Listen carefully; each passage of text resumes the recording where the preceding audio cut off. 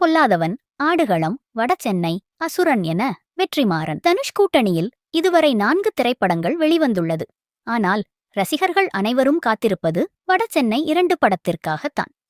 2018ஆம் ஆண்டு திரைக்கு வந்த இப்படம் ரசிகர்களால் தலைமேல் தூக்கி வைத்து கொண்டாடப்பட்டது. இப்படத்தின் இறுதியில் அன்புவின் எழுச்சி வடசென்னை 2 என வெற்றிமாறன் கூறியிருந்தார். இதனால் அப்போதில் இருந்து வடசென்னை 2 எப்போது என ரசிகர்கள் கேட்டுக்கொண்டே இருக்கிறார்கள்.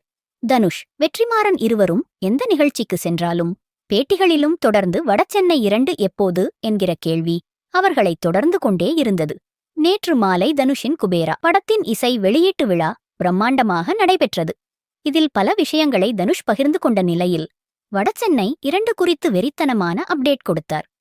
2018இல் இருந்து கேட்டுக்கிட்டே இருக்கீங்களா, அடுத்த வருஷம் என அவரே கூறிவிட்டார். இதன் மூலம் வடசென்னை 2 அடுத்த வருடம் துவங்குகிறது என உறுதி செய்யப்பட்டுள்ளது. இதை கேட்டவுடன் ரசிகர்களின் ஆரவாரத்தில் அரங்கமே அதிர்ந்தது.